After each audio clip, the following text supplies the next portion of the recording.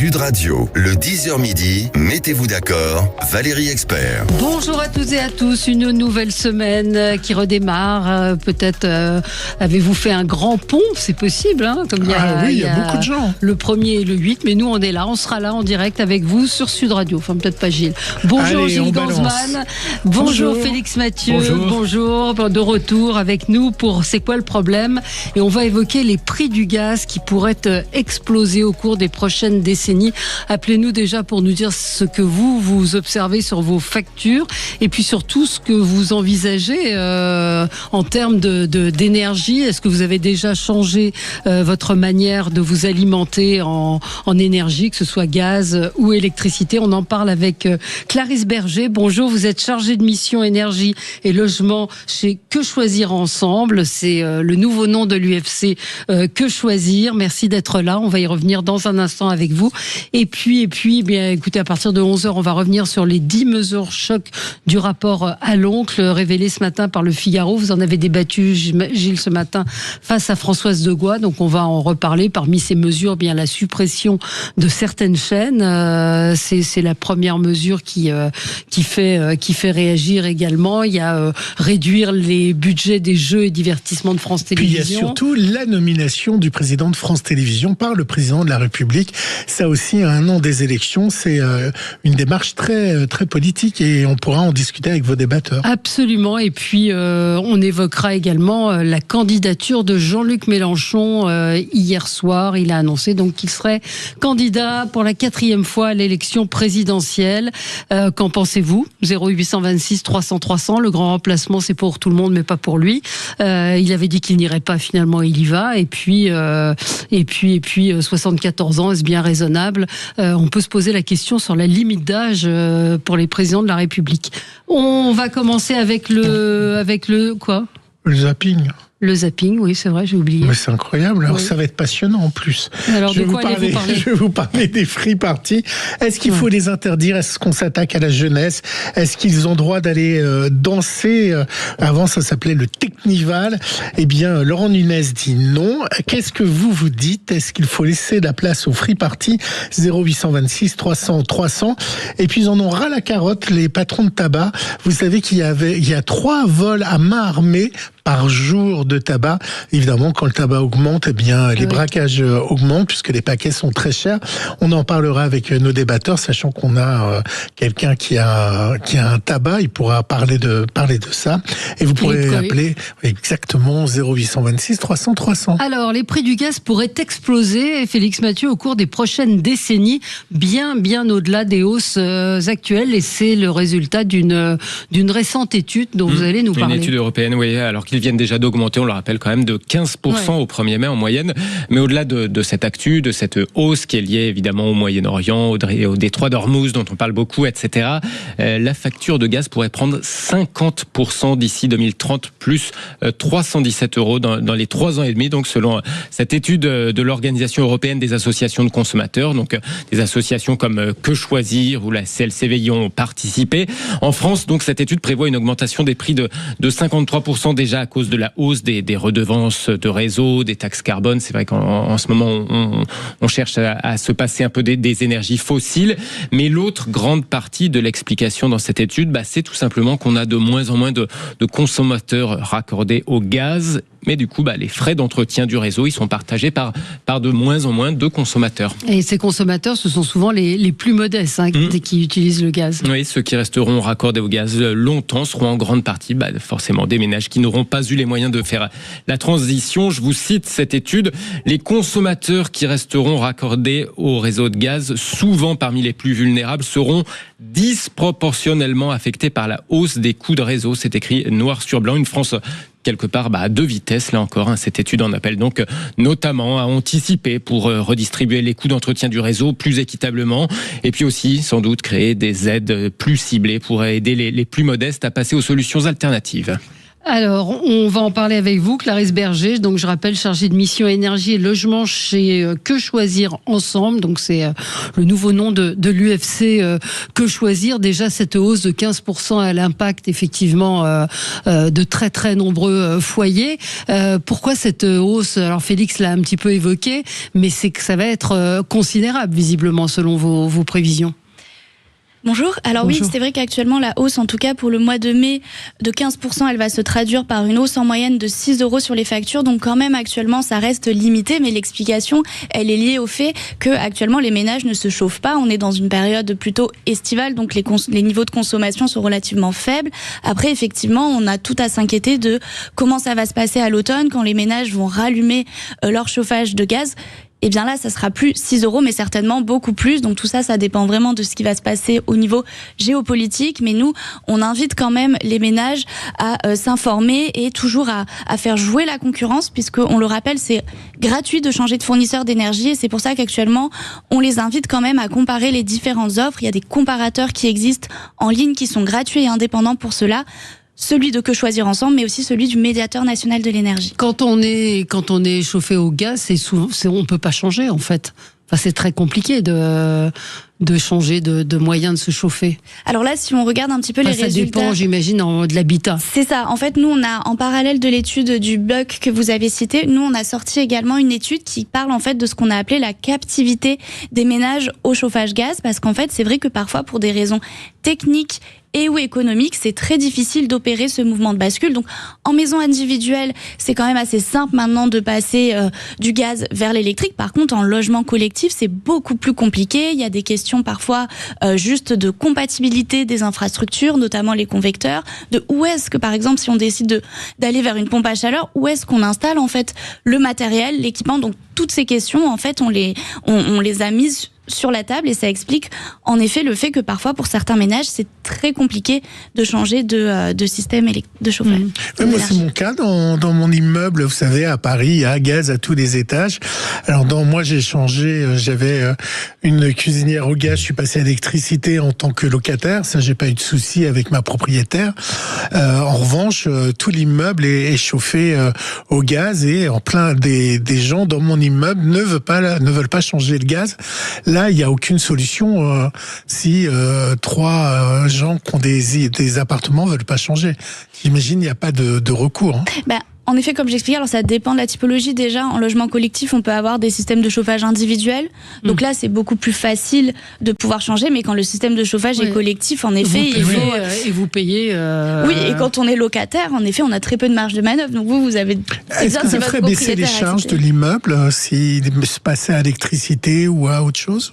Alors, c'est encore difficile de se prononcer actuellement, mais c'est vrai que là, donc, faut faire écho à une actualité. Le gouvernement a annoncé un plan d'électrification, donc quand même la volonté vraiment d'encourager le plus de ménages possible à aller vers l'électrique, mais en face, on n'a pas vraiment de plan suffisamment cohérent. Donc on le disait, justement pour optimiser les niveaux d'infrastructure et donc réduire les coûts liés au gaz pour les ménages qui resteraient captifs.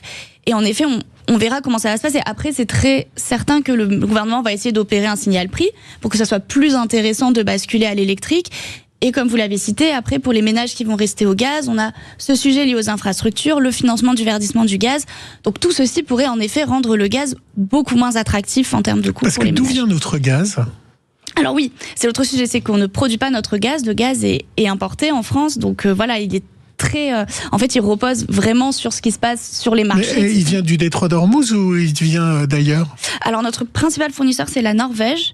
Et après, en effet, il y en a une partie qui vient d'autres pays, mais notre fournisseur principal, c'est la Norvège. Donc, si je comprends bien, cette hausse, des prix dont vous parlez dans le rapport, c'est aussi dû à l'entretien au système en lui-même, plus que le gaz à proprement parler. Oui, c'est vrai qu'on a une actualité à court terme qui est le conflit, donc forcément, en fait, qui voilà. Mais sur le long terme, si ça vient de Norvège, ça ne nous impacte pas. Mais ça vient. Logiquement. Le premier fournisseur est la Norvège, mais il y en a d'autres également, et on a aussi les détroit d'Ormuz. Voilà, c'est ça que je soulignais. Donc, on a plusieurs ressources en fait d'approvisionnement du gaz, et on est effectivement très impacté par ce qui se passe au niveau du détroit d'Ormuz actuellement.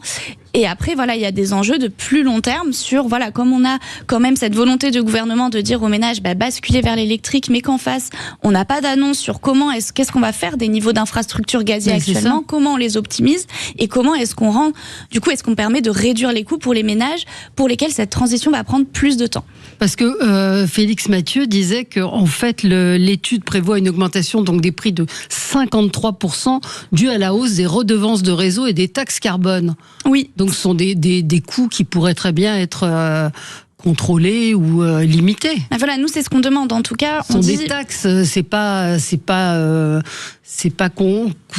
encore une fois dû conjoncturel. C'est pas dû à la rareté du gaz. C'est vraiment sont des taxes, non ? Non, c'est vraiment des choix effectivement politiques d'optimisation. Après, il faut savoir que ça coûte cher justement en fait de ce qu'on appelle, c'est un peu technique comme terme, mais de déraccorder en fait des tronçons de gaz. Et c'est pour ça que pour l'instant ils ont décidé, en fait, il y a eu un choix de maintien des infrastructures.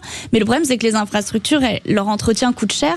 Et c'est vrai que nous on dit ça devient un peu incohérent de les maintenir, sachant qu'on souhaite quand même des mouvements massifs, des basculements massifs des ménages au gaz vers l'électrique. Ouais. Et donc, alors voilà, on a Serge en ligne avec nous. Bonjour oui. Serge. Oui, bonjour à tout le monde. Bonjour. Vous vous chauffez au gaz ? Non, j'avais le gaz chez moi pour à la fois le chauffage et l'eau chaude. Je l'ai fait supprimer pour être tout électrique, mettre un chauffe-eau et éviter les inquiets. Mais bon, l'augmentation du gaz, c'est catastrophique sur l'économie parce que déjà les budgets personnels des gens vont payer beaucoup plus cher et je crois que on est tous à la limite de payer, on n'en peut plus quoi. C'est ouais. Ça. Vous avez fait des économies en faisant ce changement, vous en êtes satisfait ? Je pense que l'électricité me coûte plus cher que le gaz. Ah bon ? Mais pour moi, c'était une question de sécurité, parce que avoir un combustible... qui peut exploser. Donc ouais. vous y perdez finalement ? J'y ai perdu. Mais je suis pas si sûr que ça, parce qu'il y avait dans la facture, il y avait l'utilisation qui était comprise, donc il fallait payer de services. Là, je paye plus qu'un service que l'électricité.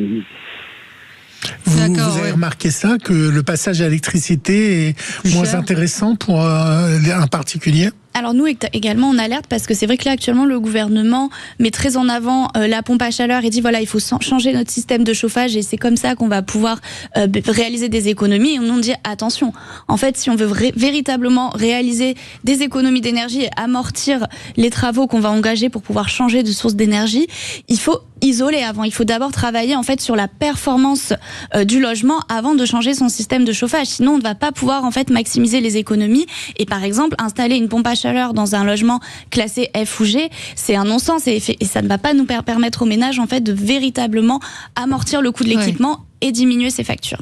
Marie, elle nous dit depuis que ça fait 2 ans que je ne me chauffe plus et je suis loin d'être la seule. Ça aussi, c'est les associations de consommateurs le disent.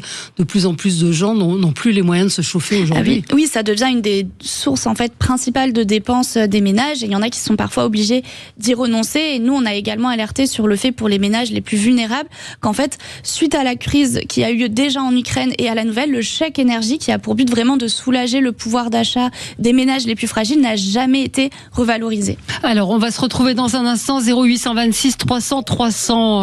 Appelez-nous pour témoigner et pour nous dire peut-être que comme Marie, vous économisez, vous réduisez votre chauffage, voire vous le supprimez complètement, ce qui paraît compliqué dans certaines régions de France où il fait quand même très froid, mais le gaz, l'électricité, tout cela explose et il va falloir effectivement que le gouvernement peut-être prenne des mesures pour accompagner les Français. À tout de suite. 10h midi, mettez-vous d'accord. Sud Radio. Le 10h midi, mettez-vous d'accord. Valérie Expert. Selon une étude de plusieurs associations telles que Choisir ou la CLCV, les prix du gaz pourraient exploser au cours des prochaines décennies. Et on en parle avec vous. Est-ce que... comme Marie, son témoignage me frappe. Elle dit moi j'ai arrêté de me chauffer depuis 2 ans. C'est vrai que ça devient un poste très important pour les ménages. 0826 300 300. On a Stéphane qui voulait réagir. Bonjour Stéphane. Oui, bonjour Valérie.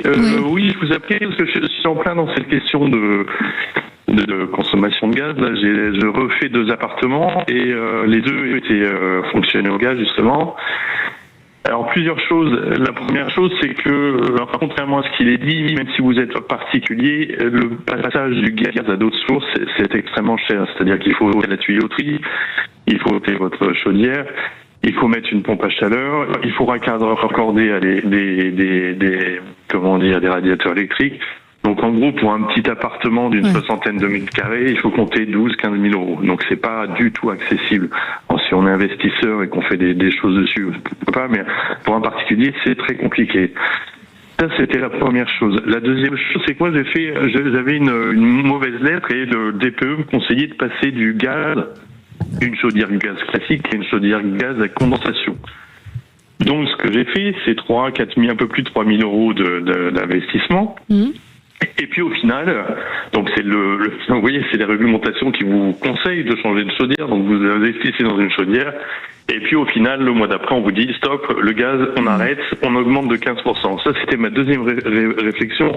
Donc, c'est un peu l'ineptie de tous ces programmes de changement de mode d'énergie et qui change tous les 2 ans. Hein. Ici, vous êtes à Bordeaux, on vous a conseillé de mettre non, même pas. Par exemple, des poêles. Maintenant, c'est des poêles à bois. Vous savez, c'est oui, vous avez raison. Et tout est comme ça. Vous êtes diesel maintenant. Troisième chose, c'est sur cette augmentation de gaz. Je voulais demander à cette personne donc qui est très sympathique et qui a fait une étude intéressante si elle connaissait l'évolution du cours du gaz depuis 1 an. Est-ce que vous connaissez l'évolution du cours du gaz ? Depuis un an, on l'a dit. Actuellement, c'est très à la hausse et après, c'est lié à ce contexte géopolitique. Et par contre, oui, comme vous le disiez au début, nous, c'est ce qu'on explique dans l'étude, c'est qu'en effet, passer du gaz à l'électrique, en fait, le coût n'est pas seulement lié au changement d'équipement. Il y a aussi plein de coûts annexes qui se superposent et les niveaux d'aide, en fait, ne prennent pas en compte ces coûts supplémentaires et donc sont un peu désincitatifs et peuvent être bloquants pour certains ménages. Et après aussi, oui, il y a plein d'autres sujets qui se posent. Et après, comme nous, on le rappelle, c'est vrai qu'il faut pas oublier également de regarder et d'utiliser les comparateurs, notamment quand on souhaite pouvoir bénéficier d'offres les plus intéressantes possibles. Mais ce que dit notre auditeur, et c'est ça qui est intéressant, c'est que les choses changent tout le temps. À un moment, il fallait au diesel, absolument. Et puis après c'est l'essence, après c'est l'électrique, puis on nous dit que l'électrique va pas. Qu'est-ce qui nous dit qu'après le détroit d'Ormuz, il n'y aura pas une énorme baisse sur le gaz? Et moi, j'aurais les bouts parce que j'ai changé, ou sur le gaz, et moi j'aurais changé toute ma tuyauterie, ce que dit notre auditeur, j'aurais investi, et finalement, une nouvelle fois, c'est moi qui l'aurait un peu dans le baba, comme on dit dans une expression un peu populaire. Et c'est vrai que je voulais revenir là-dessus, que nous on dénonce effectivement parfois le manque de stabilité dans les annonces qui sont faites, et on pense que c'est également un frein, parce que les ménages se disent, là moi j'ai investi, je suis passé à ce système de chauffage là, et maintenant on me dit qu'en fait c'est pas bon, qu'il faut rechanger. Et nous c'est ça, on appelle en fait à une planification de quand même moyen, voire long terme, qui soit clair, parce qu'après aussi il y a un autre enjeu derrière le passage à l'électrique. Nous, c'est vrai qu'on défend la consommation responsable et la décarbonation de nos usages, donc c'est aussi de s'émanciper de notre dépendance aux énergies fossiles, pouvoir diminuer nos émissions de gaz à effet de serre, donc il y a un enjeu plus important autour de ça, mais après il faut que les ménages aient les bonnes informations et qu'ils puissent en fait réaliser cette transition dans un sens qui soit avantageux pour leur pouvoir d'achat. Oui, Stéphane, pardon, Félix Mathieu. Oui, et justement, cette question elle n'était pas anodine, c'est qu'en fait si vous regardez le cours du gaz, il a baissé. Il n'a pas augmenté du tout. Il y a eu un petit pic au début du déclenchement de la crise, ce qui est toujours le cas quand il y a un déclenchement de crise, mais il est maintenant plus bas qu'il était il y a 1 an, d'à peu près entre 6 et 10%. Entre 6 et 10% plus bas qu'il y a 1 an. Donc tout ça pour vous dire que ça porte un nom, tout ça, c'est simplement du racket. C'est-à-dire qu'il on nous explique des choses, oui, il y a ces conditions, il y a machin. C'est simplement du racket. Il faut poser les mots sur ce qu'est la réalité. Le cours du gaz a baissé. Ça veut dire que vous pensez qu'ils utilisent les circonstances pour augmenter, en fait? Mais évidemment. Et si vous regardez le sujet le sujet de l'essence, c'est exactement la même chose. J'entendais une personne sur votre radio il y a quelques jours qui nous expliquait que oui, mais l'État pouvait pas baisser ses taxes parce qu'il avait pas les moyens en fait. Mais c'est une analyse économique du degré zéro. Je crois que c'est Madame Degois qui disait ça. C'est une analyse économique de degré zéro. C'est-à-dire que quand vous avez des prix d'achat de l'essence qui augmentent, l'État en ce moment gagne 2 fois plus qu'il gagnait avant. Donc ça lui coûterait pas plus cher de diminuer. Vous voyez ce que je veux dire? Simplement, l'État ne gagnerait pas plus. C'est différent en fait. Oui, mais ça rembourse notre dette, c'est ce que disait Françoise Degois dans son papier. Non, c'est pas ce qu'elle disait. C'est pas ce qu'elle disait. Elle disait que l'État n'avait pas les moyens. Dire que l'État n'a pas les moyens et dire que l'État ne va pas gagner plus, c'est pas la même chose. C'est pas pareil. Vous voyez? Oui, c'est pas du tout la même chose. Voilà. Et donc cette histoire de gaz, c'est la même chose. Je vous invite tous les auditeurs à regarder l'évolution du gaz. Le gaz est moins cher maintenant qu'il y a 1 an. Voilà. En tout cas, pas sur la facture. Oui, et c'est pour ça que nous, on le rappelle aussi, c'est que outre le débat sur le changement d'équipement, etc., ce qui importe et ce qui permet véritablement de réaliser des vraies économies d'énergie, c'est d'améliorer l'efficacité énergétique des bâtiments. Et c'est vrai que depuis l'année dernière, en fait, il y a un vrai désengagement de l'État qui veut juste pousser vers le changement de l'équipement et notamment le passage à la pompe à chaleur, sans en parallèle, en fait, donner les moyens aux ménages de mieux isoler leur logement et de pouvoir véritablement baisser leur consommation et que ça puisse avoir un impact concret sur leur facture d'énergie. Alors, on a Kevin en ligne. Bonjour, Kevin. Oui, bonjour. Oui, on vous écoute. Moi, c'est pour vous dire, en fait, il y a quelques décennies de ça, il y a Charles de Gaulle qui est arrivé, qui a mis des centrales nucléaires partout en France pour avoir une électricité pas chère et parce qu'il savait très bien que les Français fallait qu'ils puissent se chauffer et qu'avoir une électricité bon marché, c'était bien aussi pour l'industrie, etc. Et un jour, on a décidé, nos politiques ont décidé de passer au marché européen de l'électricité et tout est parti en vrille. Et aujourd'hui, on est en train de chercher à dire, mettez un poêle chez vous, mettez une pompe à chaleur, on vous finance ci, on finance ça. Mais si on sortait du marché de l'électricité européen et qu'on reprenait la main sur notre électricité bon marché, on serait beaucoup moins embêtés à savoir quoi mettre chez nous. On serait tous électriques et ça irait très très bien.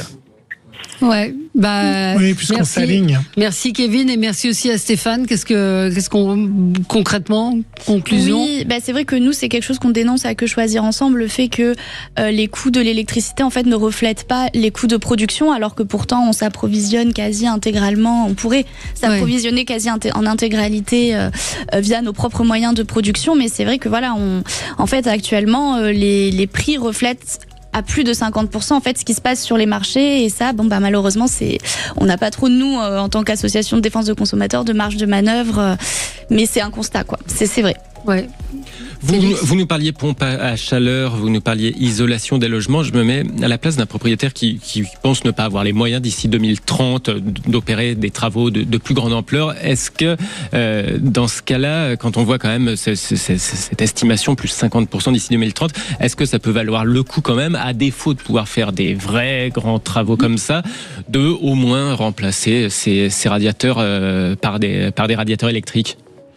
Alors, ça peut, en fait, le problème c'est qu'en théorie, oui, après nous on invite quand même les consommateurs et ça dépend aussi de la performance énergétique du logement, mais si on est sur un logement F et G, nous ce qu'on invite c'est dans un premier temps peut-être d'échelonner les travaux dans le temps, donc réfléchir à un projet de travaux qui soit échelonné dans le temps et commencer par isoler et après changer son système de chauffage, parce que si vous voulez, les convecteurs, ça dépend de ce qui va installer. Si on chauffe dehors, il n'y a pas d'intérêt. Voilà, et après une pompe à chaleur, c'est pareil. Si on installe la pompe à chaleur avant d'avoir isolé, on risque en fait d'installer une pompe à chaleur qui sera surdimensionnée, donc qui va coûter plus cher à l'achat et qu'il faudra faire tourner davantage que si on a isolé en fait en amont.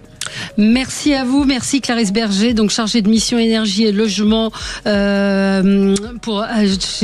l'association de consommateurs Que Choisir Ensemble, nouveau nom de l'UFC Que Choisir. Merci d'avoir été là, merci Félix Mathieu. Nous on se retrouve dans un instant pour commenter l'actualité. On va parler de cette rave party dans le Cher. À tout de suite. 10h midi, mettez-vous d'accord. Sud Radio.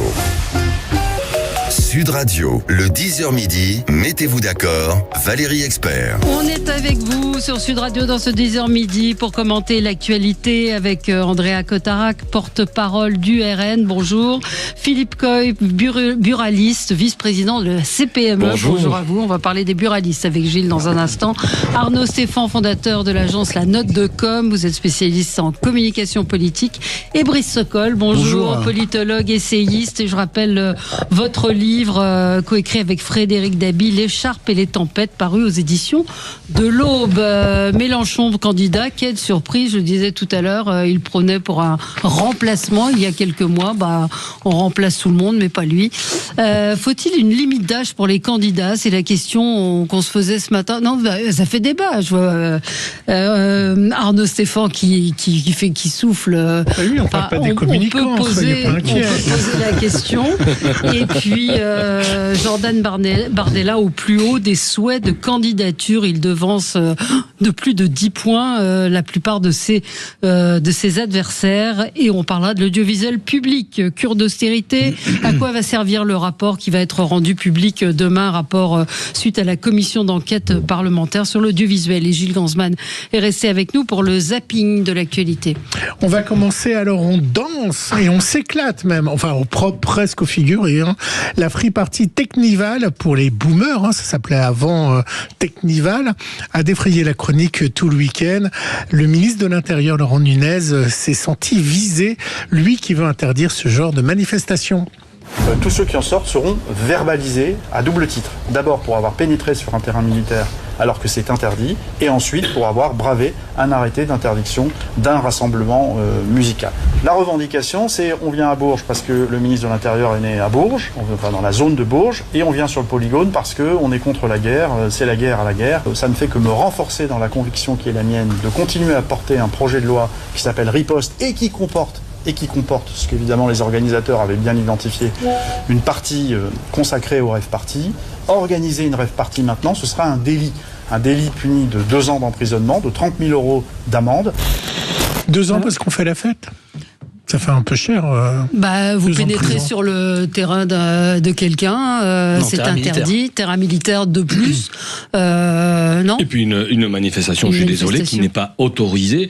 2 ans, c'est même peut-être pas assez cher à mon goût, parce que on brave un interdit. C'est un événement qui avait été interdit. Il y a quand même 17 000 personnes sur site. De quoi parle-t-on là, quand même, de mouvement contre la République française? Oui, c'est votre focus d'ailleurs, c'est ce dont vous vouliez parler ce matin. Vous avez été choqué je suis quand même surpris dans un État comme la France, qui a quand même des services de renseignement, qu'on puisse être surpris un vendredi matin, 1er mai, de voir 17 000, 15 000, 30 000 fêteurs, teufeurs arriver sur un terrain militaire, arriver de toute l'Europe, et personne s'en est aperçu en amont. Par contre, on a plus de velléité, de capacité à venir contrôler les artisans, les commerçants qui voulaient travailler avec leurs salariés le 1er mai. Je suis exaspéré de voir que d'un côté l'État est complètement laxiste et s'est laissé déborder. Par contre, quand il s'agit de gens qui veulent travailler, il est beaucoup plus ferme. Non, mais en plus, il y a déjà la loi. La loi existe. Mais écoutez, je crois que la loi n'inquiète plus personne. La preuve, puisqu'il y a un débat qui a l'air de s'organiser à l'Assemblée, le ministre de l'Intérieur vient de le préciser, il va renforcer. Mais ça fait trembler qui ? Je peux poser la question. Mais là où je suis pas d'accord avec Gilles, c'est quand il dit faire la fête, c'est extrêmement politisé. C'est-à-dire qu'on n'est pas là que pour faire la fête. Il y a de la drogue. Pardon ? Pour se défoncer aussi. Oui, c'est pour se défoncer. Il y a de la drogue qui circule. Il y a quand même. Parce que vous croyez qu'en boîte de nuit il n'y a pas de drogue ? C'est pas la question. Que dans les discothèques il n'y a pas de drogue ? Vous croyez que dans les bars il n'y a pas de drogue ?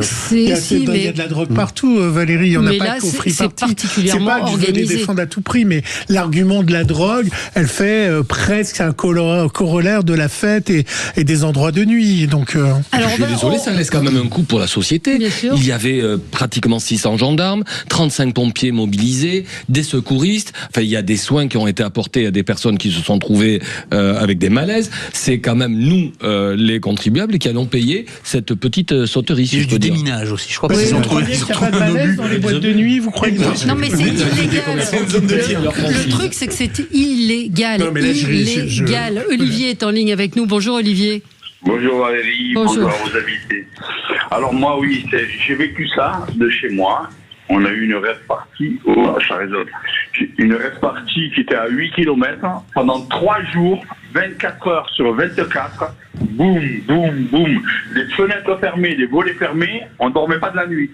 On a porté plainte, on a appelé le maire, on a appelé la police, on a appelé la gendarmerie, ils n'ont rien pu faire, rien. Alors j'avais discuté avec des gendarmes, il m'a dit on a bloqué l'accès, mais il y avait des milliers de voitures qui attendaient pour rentrer sur ce terrain. Et on était obligé de le faire entrer parce que ça bloquait la nationale 113. C'est grave, et d'autant plus qu'après j'ai discuté avec mon fils, il a son copain qui a un bar, c'est à côté d'Arles. Il m'a dit il y a des gens qui sont venus et qui vendaient des palettes d'eau, parce que les drogués ils ont besoin d'eau. Ils ont vendu au moins 20 palettes ou 30 palettes d'eau. Parce que, mais ce ne sont pas des commerçants en plus. Ils ont acheté de l'eau pour la revendre. Il y en a qui ont amené des tireuses à bière et ils ont vendu de la bière sur un site illégal, sans autorisation. Le paysan n'a rien pu faire, ils lui ont pourri le terrain. À un moment donné, je dis, il faut agir, parce que c'est facile d'agir. Je ne comprends pas, là je viens de voir la rêve à 40 000 personnes, mais tu viens, tu saisis le matériel et c'est fini. Et le matériel, tu ne le rends pas, tu le détruis. Oui. Parce qu'ils ont des dizaines de milliers d'euros de matos. Les types, tu viens, tu leur prends tout. Tu leur prends tout, tu fais une loi, tu dis le matériel sera saisi et détruit. Point barre. Ils n'en feront plus. Il y a eu 600 verbalisations ce week-end, 33 blessés, dont 5 graves en lien avec la consommation de stupéfiants et même dont le pronostic vital est engagé. Mais vous avez raison, Olivier. C'est-à-dire que vous appelez les gendarmes, ils vous disent on peut rien faire. Ah oui. On a appelé la police, le maire et les gendarmes. Ouais. Le maire, il m'a rappelé, il m'a dit, on peut rien faire. On ne peut même pas s'approcher. J'ai dit, mais c'est grave quand même. Il faut ce qu'ils veulent en France. Et ils en font régulièrement. Ouais. Alors, Andrea Cotarac, merci Olivier de votre appel. Mais moi, ce qui m'étonne, c'est pas forcément que Olivier n'ait pas pu dormir, puisque ça, c'est les conséquences. 17 000 personnes sur un terrain militaire, c'est pas 7 personnes à évacuer ou fermer une boîte de nuit, etc. C'est 17 000. On parle même de 40 000 selon les organisateurs, donc la réalité doit être entre les deux. Il y a l'aval. L'amont, ce qui m'étonne moi, c'est ce qui m'inquiète, c'est du coup pas Olivier, mais c'est surtout les services de l'État. On a des gens qui viennent de l'étranger, ils sont pas arrêtés aux frontières, puisque la nationale est tellement remplie et bloquée qu'on est obligé de les faire rentrer. Les services de renseignement intérieur, il y a 17 000 à 40 000 personnes qui arrivent. Il n'y a pas un SMS qui a été intercepté pour savoir si. Et donc, en aval de tout ça, c'est très compliqué quand vous avez 40 000 personnes sur un terrain militaire de faire une évacuation. C'est plus une évacuation, c'est une épuration. Enfin, je veux dire, c'est une ville entière là qu'il faut vider. Donc, ça, c'est la première chose. Et en aval, vous dites, Valérie, la loi interdit. Non, la loi prévient. La loi prévient que si vous tuez quelqu'un, vous êtes sanctionné. Si vous rentrez sur un terrain militaire, vous avez une sanction.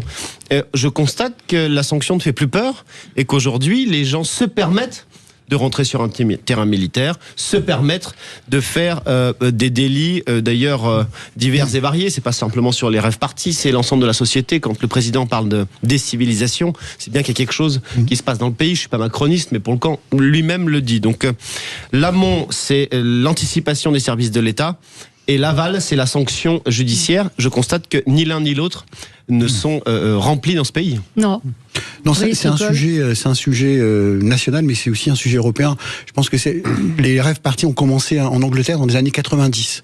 Et le gouvernement Thatcher, comme le gouvernement Major, ont pris des mesures vraiment draconiennes à l'égard des participants de ces manifestations.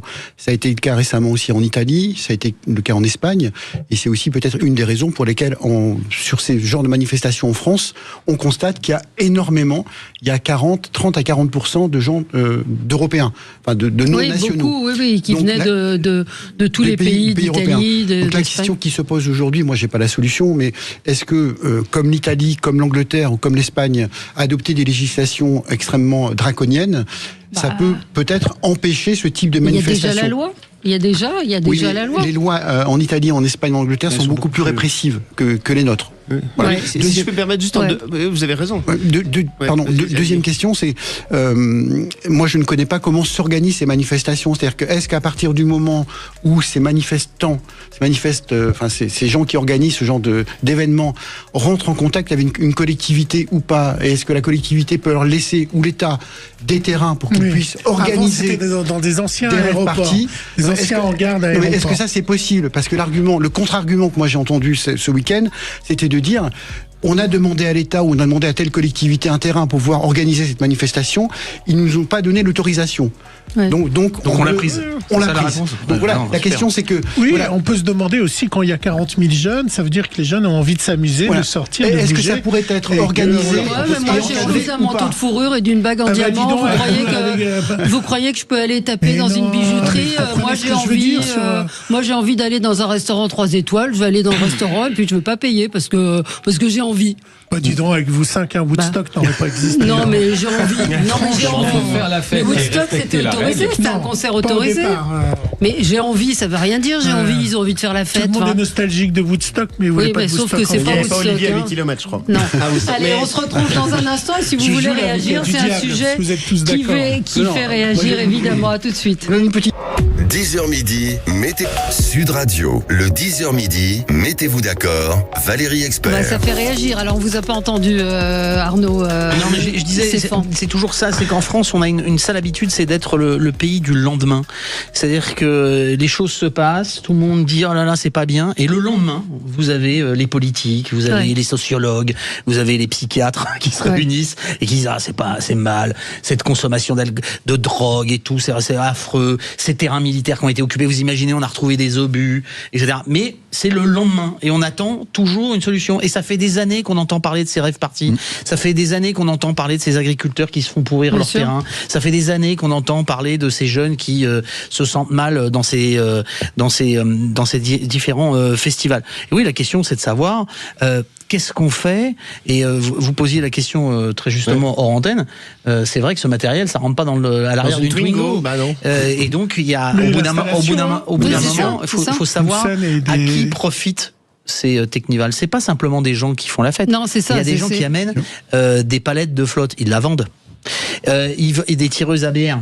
C'est pas des associations caritatives. Ils disent tiens, on va faire une distribution de bière gratos. Non, ça se vend. Il y a des gens qui amortent d'autres produits qui vont vendre. Donc à un moment donné, évidemment, ça profite à quelqu'un. Eh ben, il faut que ça ne profite plus à personne, ce genre de fête. Et en effet, vous avez parlé de la législation en Italie, en Espagne. 10 000 € d'amende et 6 ans de prison. Mais il y a un moment, il faut faire les pertes dures. Là, vous savez ce qu'ils disent. Vous imaginez, l'obus aurait sauté là. L'obus qui a été trouvé, parce qu'il n'y a pas que ça. Il y a eu deux obus, je crois. Il a fallu faire venir donc en plus une équipe de déminage. On peut se demander pourquoi ça n'a pas été déminé avant. Mais parce que c'est un polygone. Vous savez ce que c'est un polygone? Non, je ne sais pas. Un polygone, c'est la forme. C'est un stand de tir pour l'armée. Et donc on utilise du drone, pas trop les drones parce que maintenant il faut plus utiliser les drones parce que ça pollue le terrain. Alors il faut pas utiliser les drones sur les polygones. Bon, bref. Les bombes mais quelquefois il y en a certains qui ne sautent pas et vous en tirez des centaines, etc. Et donc vous savez pas, un polygone c'est un terrain militaire pour tirer. Et il se trouve qu'ils ont retrouvé des obus qui n'avaient pas sauté. Vous imaginez, l'obus aurait sauté. En plus, c'est les pouvoirs publics qui auraient été obligés de se justifier pourquoi les toughers ont sauté avec un... Comment ils sont rentrés sur le terrain, etc. Une question, est-ce que l'accès pour ces toughers est payant? Parce que derrière, il y a quand même toute une ingénierie. On monte la scène, il faut produire l'électricité. Et ces 17 000 personnes, est-ce qu'elles contribuent à l'événement? Est-ce qu'elles payent quelque chose en dehors des boissons qu'elles peuvent acheter sur place? Chez nos confrères de France Info TV où il disait 135 € d'amende, finalement ce sera le prix de l'entrée, donc ils s'en foutent d'avoir été verbalisalisés. Non, mais à un moment donné il y a bien quelqu'un qui finance derrière, parce que c'est pas les Cuperdo qui vont payer l'organisation du festival. Bien sûr, vous avez raison, il y a tout un matériel, il y a une logistique, etc. Qui paye cette logistique et qui en profite? À un moment donné, il faut peut-être se poser la question. Peut-être pas nous, mais les services de renseignement, peut-être. Oui, je sais pas si Pinot simple flic il va faire un rapport. Alors aujourd'hui, nonobstant la personnalité pas Pinot simple flic, mais le ministère de l'Intérieur, en fait, la place Beauvau. Parce que ça, c'est une thématique nationale. Déjà qu'ils n'ont pas de flic pour surveiller les... Sonia voulait réagir à notre sujet, pas tous en même temps. Bonjour Sonia. Oui, bonjour, excusez-moi. Je voulais intervenir parce que je suis de Bayonne et tous les ans, pendant les fêtes de Bayonne, il y a des gens qui décèdent. tous les ans, au fait de Bayonne, il y a des femmes qui se font violer. Oui. Tous les ans, au fait de Bayonne, il y a des gens qui finissent dans la Dour et qui décèdent. Oui.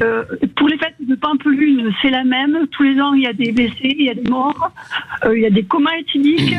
Il y a aussi, pendant les fêtes de Pampelune, le lâcher de taureau, il y a tous les ans des blessés. C'est pas pour autant qu'on arrête toutes ces fêtes. Non, mais le truc, c'est l'occupation illégale d'un terrain. C'est pas le cas aux fêtes de Bayonne, est-ce que je sache? Ce sont des fêtes autorisées. C'est pas 17 000 personnes, les fêtes de Bayonne, c'est 1 million. Mais c'était la réaction sur le fait qu'il y a de la drogue, de l'alcool dans d'autres endroits. Non, mais le fond, c'est l'occupation illégale d'un terrain, en particulier d'un terrain militaire, et de la question politique qui est l'impuissance de l'État malgré tout. Mais que les fêtes de Bayonne, il y a des problèmes, c'est vrai. Bien sûr, elle a raison, les fêtes de Bayonne, d'ailleurs, ont été réduites. On a réduit le nombre de jours.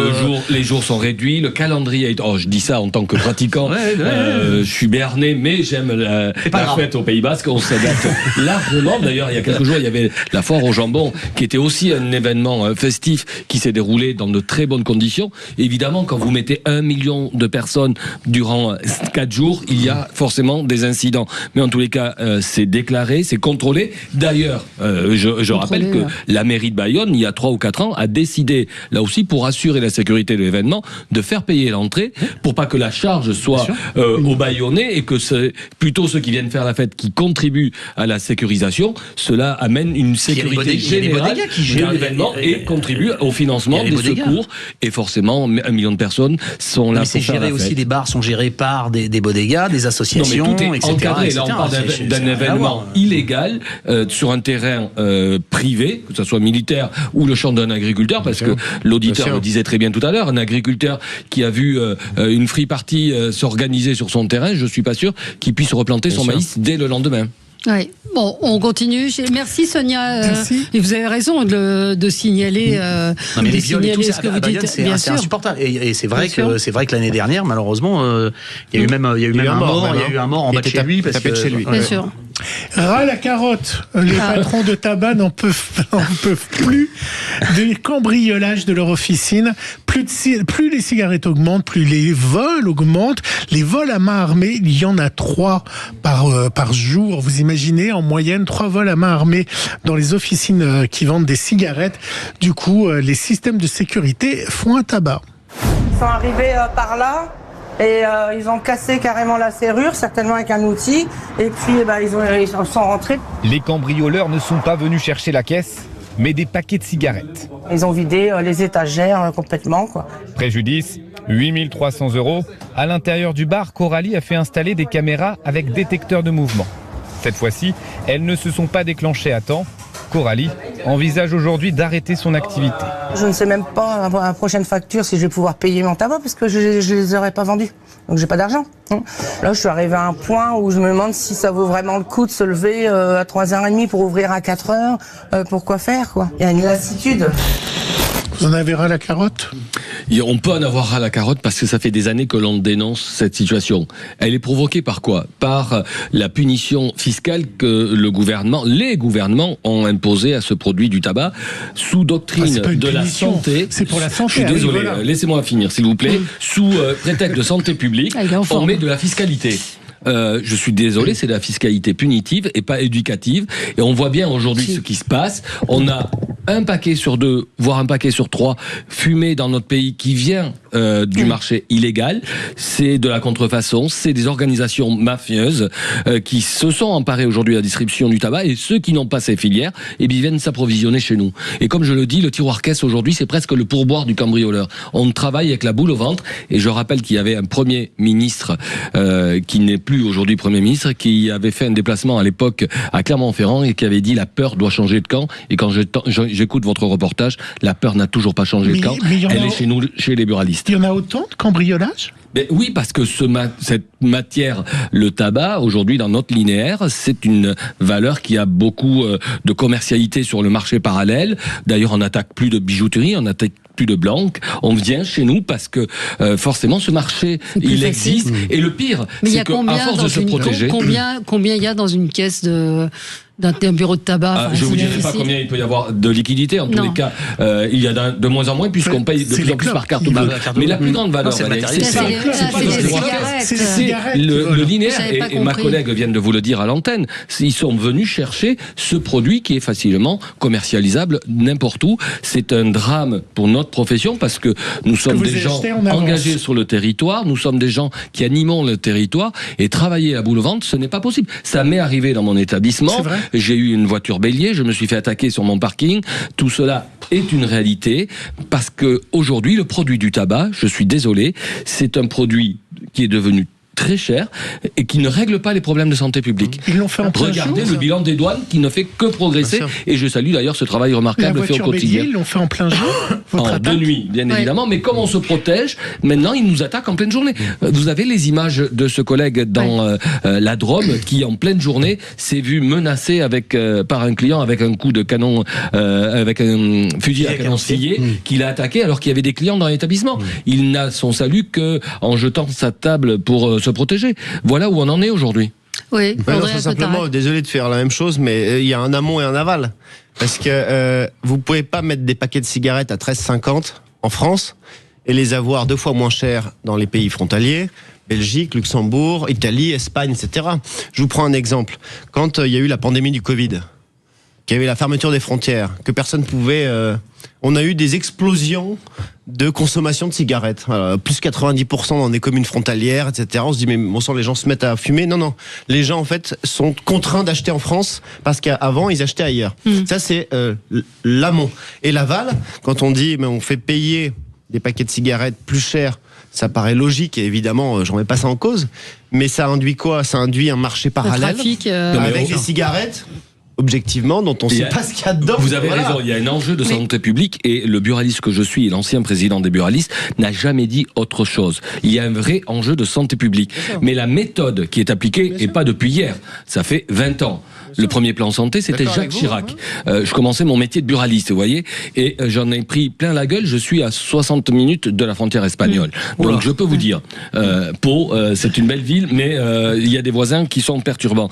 Si toute l'Europe avait la même politique du prix, ça n'amènerait pas ce que l'on connaît aujourd'hui. Et ça serait une vraie efficacité en termes de santé publique. Quand, imaginez, on avait réussi à obtenir la limitation du transport du tabac sur le territoire français, mesure franco-française, on s'est fait casser par le Conseil constitutionnel parce que c'était pas dans le droit européen. C'est quoi, c'était 3 cartouches, c'est ça? C'était on avait obtenu une cartouche et aujourd'hui c'est 4 cartouches, voire plus. Donc il y a forcément 2 méthodes de santé publique, le prix, le laxisme, et cela n'amène rien aujourd'hui, sauf la sécurité dans notre réseau. Moi, les normes, c'est très, très ballot ce que je vais dire, mais les normes européennes où on nous emmerde, il n'y a pas d'autre mot sur certaines choses. Pourquoi il n'y a pas d'unification? Vous savez ce qu'on m'avait répondu une fois à l'Europe, c'est que le tabac n'est pas nocif quand il est transporté, il est nocif quand il est fumé. Alors là, avec ça, vous pouvez voter ce que vous voulez pour l'Europe, ça vous donne du baume au cœur. Et je voudrais que nos auditeurs nous appellent, dites-nous si vous achetez vos cigarettes à l'étranger. Pendant la pandémie, vous savez ce que me disaient certains détracteurs, c'est que c'était les Français qui déprimaient. Alors j'avais proposé à Santé publique France de faire une cartographie des psychologues, parce que forcément dans les zones frontalières, on déprimait plus qu'en Bretagne. C'est intéressant ce que vous dites, parce que on a toujours cette vision des États-Unis, de la Chine, en disant voilà, en fait, ils mettent des droits de douane, mais la première concurrence, elle est au sein de l'Union européenne. La première des concurrences, elle est au sein du marché européen. Et ça, on ne le dit pas assez sur le tabac, mais comme sur des milliers d'autres produits. Et donc le vrai sujet, il est là. Il faut qu'on arrive à terme à une vraie fiscalité, à une harmonisation des fiscalités à l'échelle européenne. Je serais d'accord avec vous. C'est un des objectifs. Brice, vous avez des grosses entreprises qui font un énorme lobbying et de l'influence. Vous savez très bien qu'au sein de l'Union européenne, on va pas beaucoup toucher à la Hollande, qui est quand même un paradis fiscal en plein milieu de l'Europe. Alors là, tout le monde s'en fout. L'Irlande, exactement. Et vous pouvez les multiplier. Sauf que ces pays-là ont beaucoup d'influence. Le sujet, il est là. c'est un des sujets. Deuxièmement, quand un buraliste ferme, les buralistes ils participent à l'aménagement de notre territoire parce qu'ils sont buralistes, ils tiennent parfois un café, ils vendent les journaux, ils vendent de la presse, le service public, etc. Et donc, moi, c'est ce qui m'attriste, en fait. C'est qu'en fait, à chaque fois qu'un buraliste ferme, on perd en termes d'aménagement du territoire, on perd en termes de services de proximité et on perd en termes de services publics. Ça, c'est un vrai sujet. Et dernièrement, on a un sujet d'insécurité. Ça reste la première préoccupation des Français. Et je dis, on parlait des buralistes, mais on peut parler des agriculteurs qui se font voler du matériel agricole. On peut parler des garagistes. Moi, j'ai un copain qui est garagiste dans l'Aveyron. Il se fait voler du matériel dans son garage. Donc, il y a un sujet de délinquance de proximité, d'insécurité de proximité, qui crée ce climat en France qui est délétère et qui fait que les Français aujourd'hui mettent l'insécurité au premier rang de leurs préoccupations. C'est une réalité territoriale. 0826 300 300, appelez-nous, c'est un sujet intéressant et important. Dites-nous si vous avez arrêté de fumer à cause du prix du tabac, si vous allez vous approvisionner ailleurs, on a envie de vous entendre sur le sujet. Si vous avez cambriolé, je n'irai pas jusque là. Donnez un renom quand même. Ils avaient envie, Gilles, ils avaient envie de cigarettes. Ils avaient envie, ils ont le droit. Allez, on se retrouve dans un instant avec vous sur Sud Radio. 10h midi, mettez-vous d'accord. Sud Radio, le 10h midi, mettez-vous d'accord. Valérie Expert. On est avec vous sur Sud Radio dans ce 10h midi pour commenter l'actualité. Mélenchon candidat, what a surprise. Je vais peut-être me faire reprendre par l'Arcom. Vous avez vu qu'ils avaient, l'Arcom a condamné, a fait une mise en demeure à Télématin pour avoir prononcé 2 mots d'anglais. C'est vrai. C'est bien. Et surtout parce qu'elle parlait des Américains, elle a dit les Frenchies, c'était, je vais retrouver son nom, qui parlait d'un casting qu'elle avait fait pour faire Harry Potter. Et elle a dit après, elle n'aimait pas bien les Frenchies. Et donc ils ont été mise en demeure. Ça l'Arcom veille au grain. Donc quelle surprise, effectivement, Jean-Luc Mélenchon candidat, Bardella au plus haut dans les souhaits de candidature. On va y revenir. C'est un baromètre régulier qui nous montre que Jordan Bardella est 10 points devant même Marine Le Pen et devant devant les autres adversaires potentiels. Et puis audiovisuel public, on va revenir sur les mesures révélées par le Figaro ce matin. Gilles, vous aviez un dernier petit son. Une petite dernière info pour comme ça la petite surprise du chef. Les influenceurs sont toujours là où on ne les attend pas. Alors vous savez, leur nouvelle lubie, c'est la concoyote. Incroyable. Mais c'est quoi cette hype de la cancoyote ? T'avais peut-être jamais entendu parler de cancoyote jusqu'il y a quelques jours et cette vidéo du créateur de contenu, Johan Paps. La cancoyote ? Pour 100 grammes de cancoyote, 8 grammes de gras, 16 grammes de prot, comment c'est possible ? Attendez. Tout le monde veut goûter ce fromage de Franche-Comté, mi-coulant, mi-collant, nature, à l'ail ou au vin jaune. Alors, comme toute personne extrêmement influençable par Johan Paps, j'ai voulu tester la cancoyote, je sais pas comment ça se prononce. On s'en bat les... C'est exceptionnel. Oh là là. La concoyote fait des ravages, alors que c'est un vieux produit français, la concoyote. Vous faites ça avec des œufs. Brice n'est pas fan. Non, moi je suis auvergnat, moi j'aime bien Saint-Nectaire, mais la concoyote. Alors c'est un peu plus gras, parce que j'ai vu que la concoyote n'était pas grasse. C'est recommandé. Jean-Michel Cohen avait fait ses révélations en disant que c'était le produit, le fromage le plus light, le plus diète. Moi j'ai découvert ça marche. J'ai découvert la concoyote dans un livre qui est La guerre des boutons. Vous avez tous lu. Oui, bien sûr. Voilà. Et c'est la première fois que j'ai découvert la concoyote. C'était dans cet ouvrage-là. Et je sais. Pantalon. Décousu. Si ça continue, on verra trop. Mon pantalon. Voilà. Est-ce que vous allez mettre la concoyote au programme du RN? Oh non, c'est ça le truc. Moi, je suis d'Auvergne-Rhône-Alpes aussi, donc et de Haute-Savoie, donc l'abondance. Enfin, on a quand même tout un tas de fromages et une richesse. Je pense qu'aucun pays n'a. Donc, je veux pas privilégier une production plutôt qu'une autre. Voilà. Les influenceurs vendent un produit français. Moi, j'ai pas attendu l'avènement des influenceurs pour manger de la concoyote. La concoyote. Non, mais c'est marrant, c'est que finalement, les gens redécouvrent des choses qui sont vraiment. Il suffisait d'aller depuis longtemps chez il y a des fantastiques crémiers, fromagers en France, dans tous les quartiers des grandes villes ou dans les petites villes. Et c'est vraiment l'identité de notre pays, parce qu'il y a autant de fromage qu'il y a de jours dans le calendrier.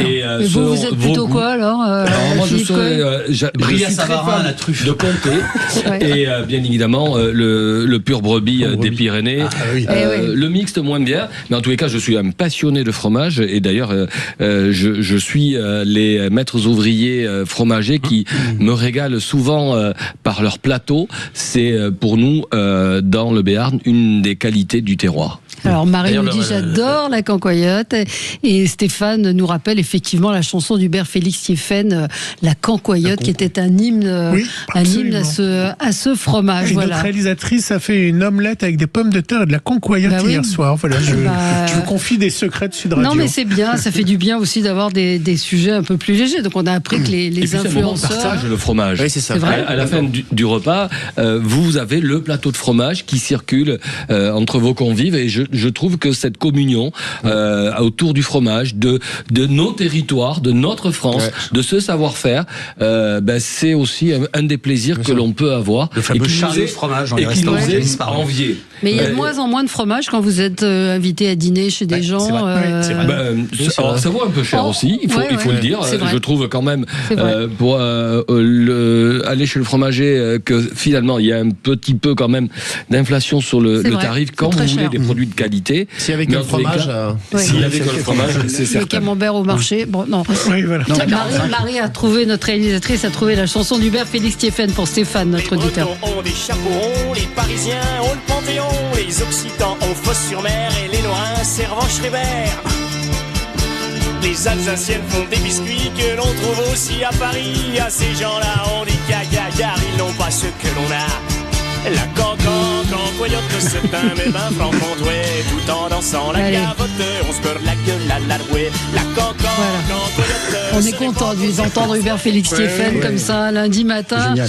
Ça va faire bizarre d'avoir des droits d'auteur d'une radio. Hubert Félix Stéphane, il va avoir un choc. Le relevé de sa somme. C'est là. Sans transition, Jean-Luc Mélenchon, candidat. Écoutez. La discussion ne s'est pas portée sur quel est le meilleur candidat du point de vue de je ne sais quoi, quelle esthétique. C'était qui est le mieux préparé pour faire face à la situation qui arrive. Nous entrons dans une saison très agitée de l'histoire du monde. Nous sommes menacés d'une guerre généralisée. Nous sommes menacés par un changement spectaculaire du climat qui va avoir lieu là. Et puis nous avons une crise économique et sociale qui s'avance vers nous. Alors, face à tout ça, pour tenir bon, ça ne s'improvise pas. Il fallait quelqu'un d'expérience, c'est ce que vous nous expliquez ? Je vous laisse l'appréciation, le commentaire. On va dire oui. C'est comme ça qu'on a conclu.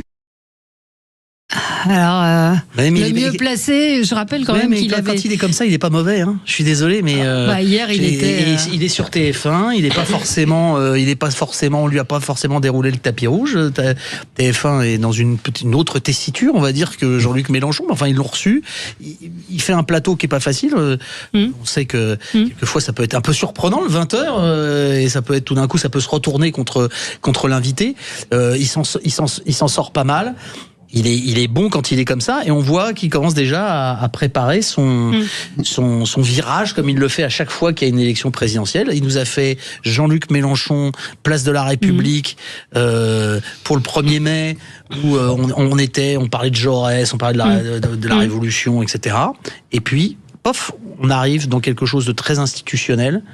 On prépare son élection présidentielle, il passe sur le plateau de la grande messe, c'est-à-dire là où il faut passer absolument pour être chez tous les Français, le 20h de TF1. Et là, vous avez vu, le ton est beaucoup plus calme, il est très courtois. Et il prépare ce qui va être le Jean-Luc Mélenchon de son élection présidentielle. Pas être désagréable pour lui. Vous dites là où il y a le plus de monde, sauf que le monde est parti quand il est arrivé. C'est-à-dire que le 20h a perdu 700 000 téléspectateurs à partir du moment où ça reste à des étiages extrêmement hauts.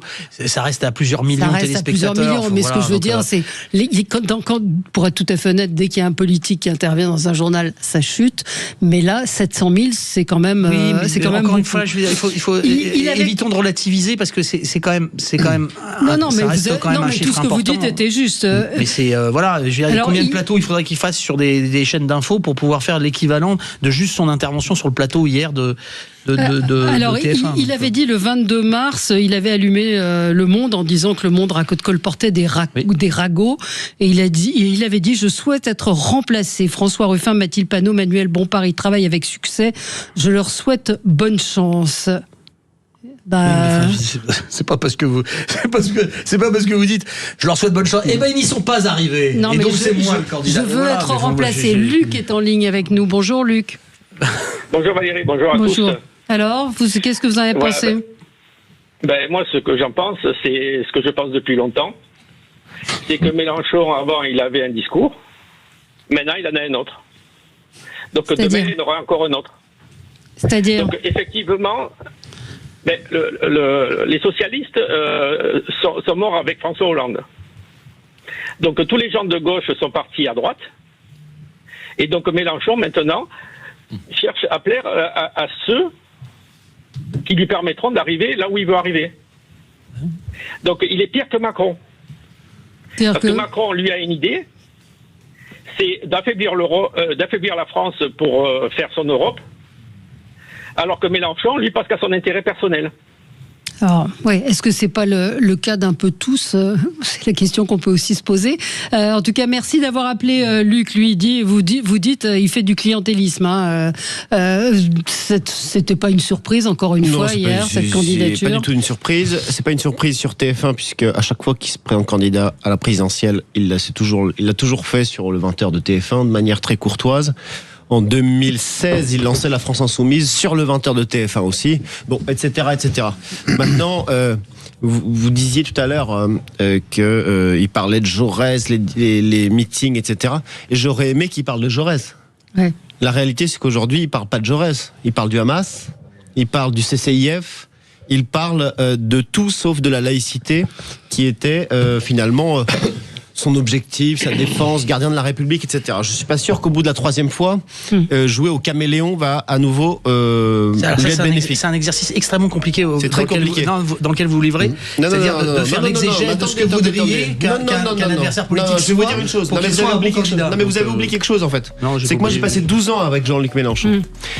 J'ai conseillé Jean-Luc Mélenchon, j'ai suivi Jean-Luc Mélenchon et j'ai compris à un moment donné que quand il parlait de laïcité, il changeait complètement. Quand il expliquait que philosophiquement, le voile, c'était un problème, moralement, philosophiquement. Aujourd'hui, il explique que s'attaquer au voile, c'est être islamophobe. Lui-même expliquait que l'islamophobie n'était pas un terme qu'il utiliserait. On avait le droit d'avoir peur dans les religions, la chrétienté, l'islam. Aujourd'hui, il manifeste avec une organisation islamiste dissoute par le ministère de l'Intérieur contre l'islamophobie. Je vous dis simplement qu'il a changé son discours. Et aujourd'hui, qu'il veuille à nouveau faire le caméléon en faisant le gentil qui va rassembler les gens, pardon, mais je suis pas sûr que ça marche une nouvelle fois. Voilà. Dites-nous ce que vous en pensez. 0826 300 300, petit message de notre bien-aimé président, non pas Emmanuel Macron, mais Patrick Roger. Il n'est pas d'accord avec moi. Il trouve qu'il y a du fromage à la fin des repas qui est proposé sur les plateaux, à table. Moi, c'est pas ce que je remarque. Pas sur le plateau de Sud Radio, en tous les cas. On va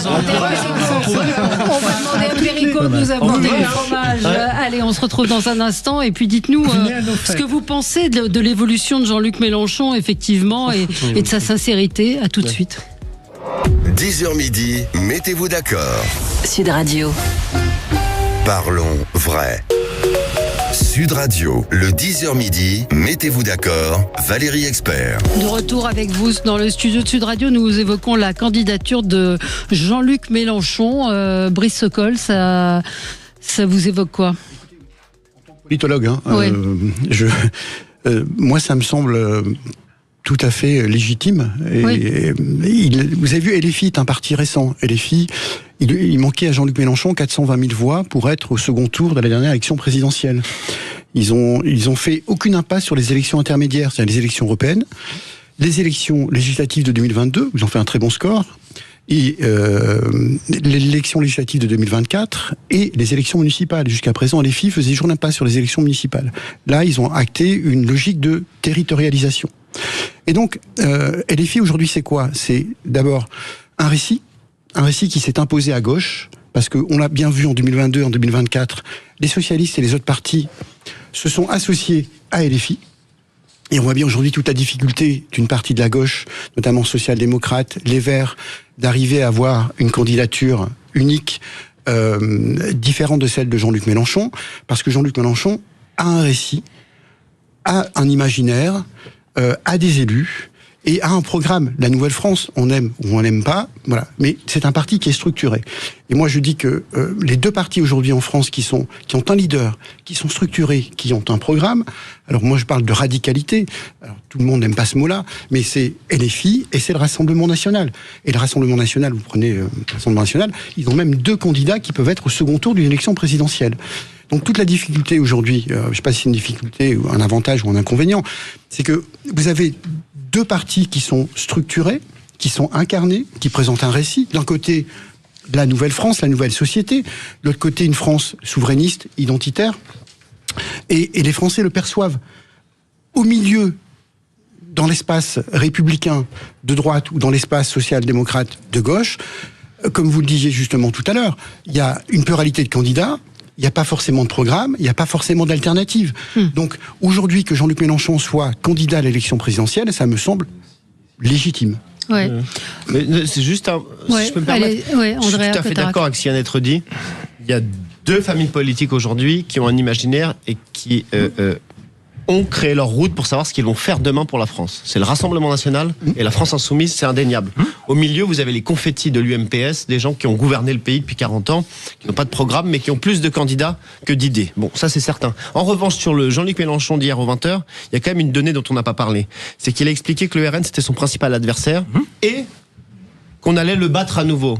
Comment est-ce qu'on l'a battu, le Rassemblement National, en 2024 ? C'est en ayant un Jean-Luc Mélenchon qui appelait à voter pour des candidats macronistes. Et des candidats macronistes appelaient à voter pour des candidats de la France Insoumise. Raphaël Arnaud, le fichier S, qui a 3 de ses assistants, ex-assistants, qui sont aujourd'hui en détention provisoire en prison pour homicide volontaire avec des circonstances aggravantes, il a été élu par le bloc macroniste. Madame Borne, Monsieur Darmanin ont été réélus grâce aux électeurs de Jean-Luc Mélenchon. Voilà, ça c'est mon sujet vraiment. Est-ce que Mélenchon est vraiment en rupture avec les confettis du bloc central, ou est-ce qu'il en est simplement l'idiot utile pour battre le Rassemblement National ? Je pense plutôt à la seconde hypothèse. Ouais. Après, c'est toujours pareil, il faut aller au résultat. Si on estime qu'il y a 2 grandes familles politiques qui ont des imaginaires et qui sont capables de proposer quelque chose aux Français, plutôt que un bloc central qui est beaucoup dans la gestion, dans la raison, etc. Je suis pas sûr aujourd'hui que ça fasse le plein des voix. Et on voit bien que d'ailleurs, dans les appétences des Français sur les candidatures, ils vont plutôt vers une candidature comme celle de Jordan Bardella, puisque ils se disent, en effet, il y a une proposition de quelque chose. Et puis pour Jean-Luc Mélenchon, mais qui parle à une autre France. C'est la nouvelle France. Mais c'est un concept, il faut le reconnaître. Après, pour le reste, ça envoie pas beaucoup du rêve pour les autres candidats. En revanche, la question centrale, c'est de se dire, est-ce que à la fin, Jean-Luc Mélenchon sera l'idiot utile des autres formations politiques ? On peut peut-être retourner la question autrement, c'est-à-dire que à un moment donné, est-ce qu'une partie du bloc central de la social-démocratie n'est pas capable de vendre les écharpes d'élus pour se pendre ? Parce que au bout du compte, c'est eux qui préféreront quand même à un moment donné voter pour Jean-Luc Mélenchon en se disant, on le connaît, il a été sénateur PS, on arrivera toujours à se débrouiller avec lui, il nous déteste, il nous méprise, mais il y a quand même moyen de moyenner puisqu'il n'aura pas la majorité à l'Assemblée nationale, on le bloquera sur d'autres choses, etc., le Conseil constitutionnel, etc. Ils préféreront voter pour Jean-Luc Mélenchon à un moment donné parce qu'ils ont un socle de base commun. Il y a tellement de gens au PS et même à droite qui viennent de toutes les églises du trotskisme, etc., que finalement c'est pas grave, on arrivera toujours à se débrouiller. Ils préfèreront ça plutôt que de mettre en danger une idée des institutions. Et si on se met dans la perspective des présidentielles, on voit bien aujourd'hui les 2 sujets qui vont émerger certainement. Je pense que la thématique du pouvoir d'achat, qui avait été portée aux dernières élections présidentielles en 2022 par Marine Le Pen, va de nouveau être le sujet de cette campagne électorale. On le voit bien, tous les débats autour de la taxe Zuckman, des droits de succession, des super profits des entreprises, le contexte économique, le contexte budgétaire, ça va être le sujet, parce que on a des millions de Français qui souffrent Ça, c'est une réalité. Deuxième thématique qui va être importante, c'est la souveraineté. C'est-à-dire que, en gros, c'est la place de la France en Europe et dans le monde. Après, vous mettez des sous-parties là-dessous, mais ça, ce sera le deuxième grand sujet.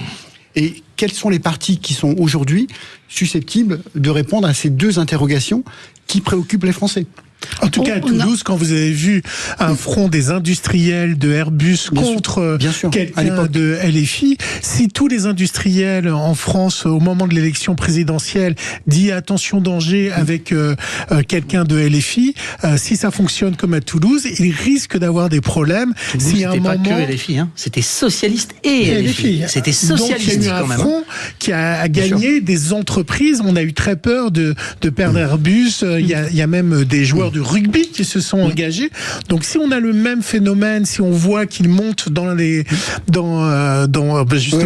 vos sondages, il peut avoir un front aussi des entreprises en disant sous LFI, on ne pourra pas vivre. En tout cas, c'est une question qu'on peut se poser.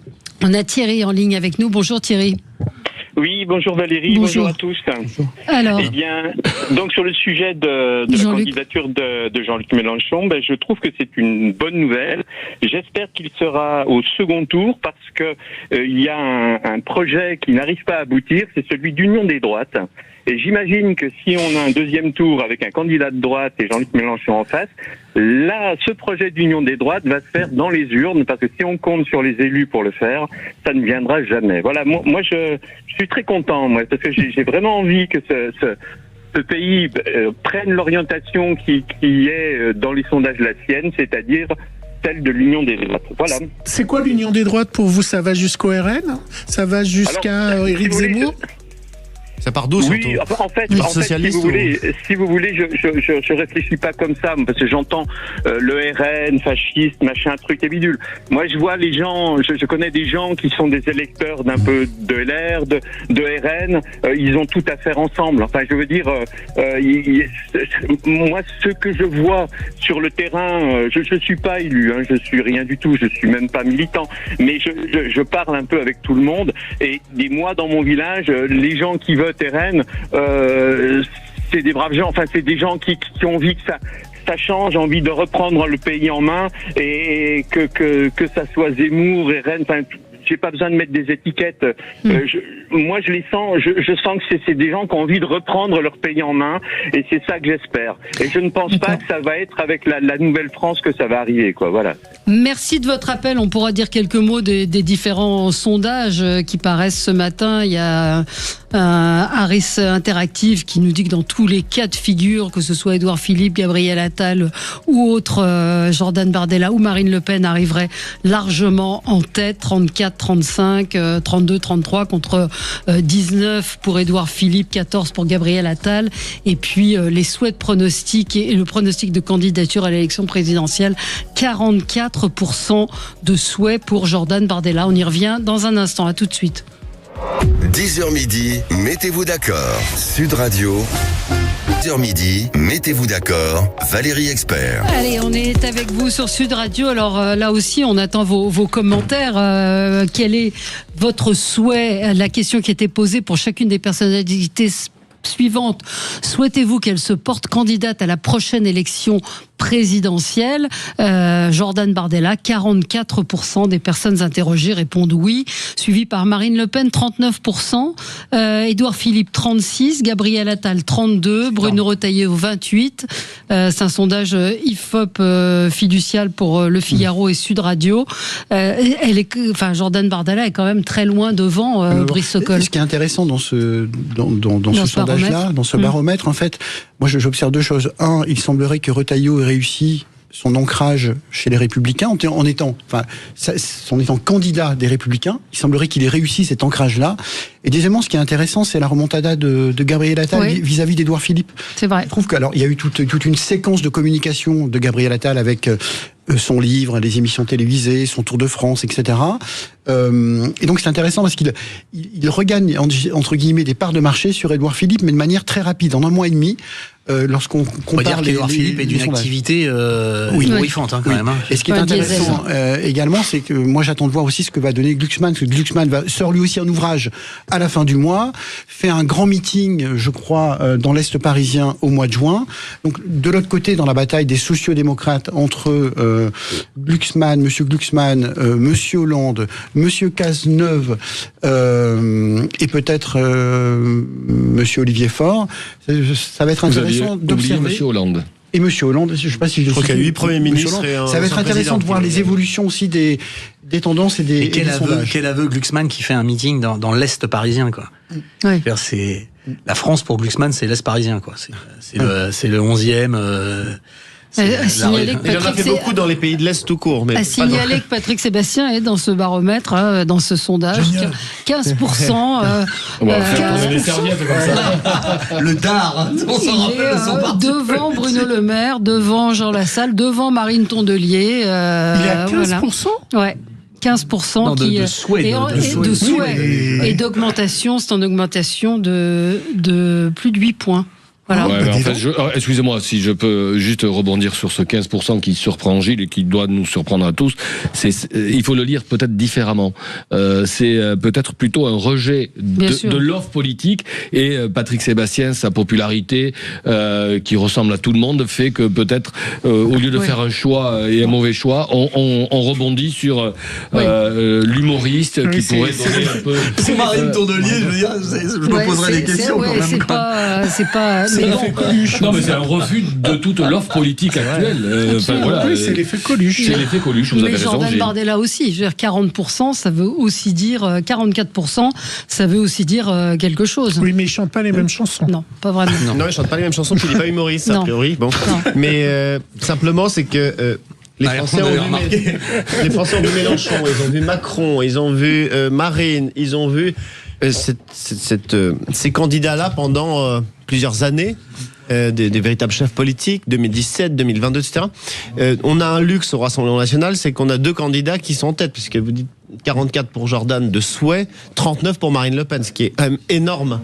Donc, et les 2, a priori, sont dans tous les sondages au second tour. Donc c'est un peu du luxe, mais à la fois le RN représente une rupture avec le macronisme et le front prétendument républicain qui s'est activé à chaque fois. Donc c'est une rupture, on est la seule alternative.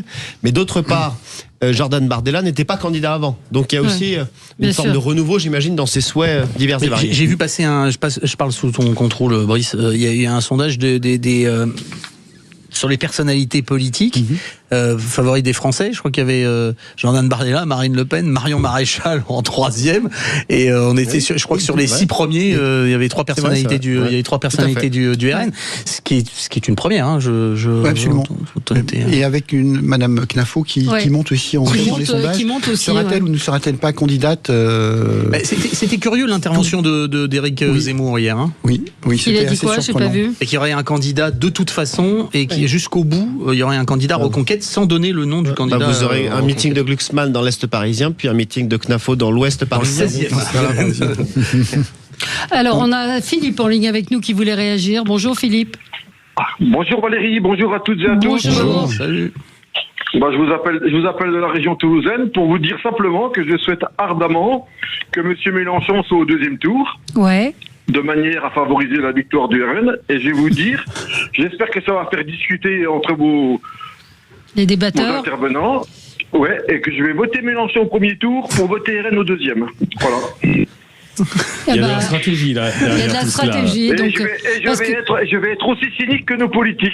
Exactement pareil. Donc vous dites qu'un second tour Mélenchon Bardella ou Mélenchon Le Pen, c'est Le Pen qui gagne, Le Pen ou Bardella. Oui, je pense que sans problème il gagnera, parce que j'en ai assez d'Édouard Philippe à François Hollande, j'en ai assez. Ça fait 40 ans qu'on les supporte, ça commence à bien faire.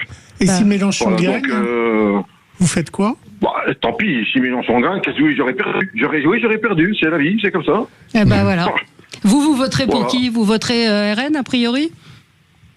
Moi, je voterai RN, mais au second tour. Au premier, je vais tout faire pour que Mélenchon soit au deuxième, passe au RN. Voilà. Ah ouais, d'accord. Bah écoutez, c'est une stratégie. Merci de nous avoir appelés. Merci beaucoup. Quelques mots, et on aura évidemment l'occasion d'y revenir, puisque le rapport doit être rendu public demain. Il devait être rendu public aujourd'hui. Ce ne sera que demain qu'on aura l'intégralité du rapport suite à la commission d'enquête sur l'audiovisuel public.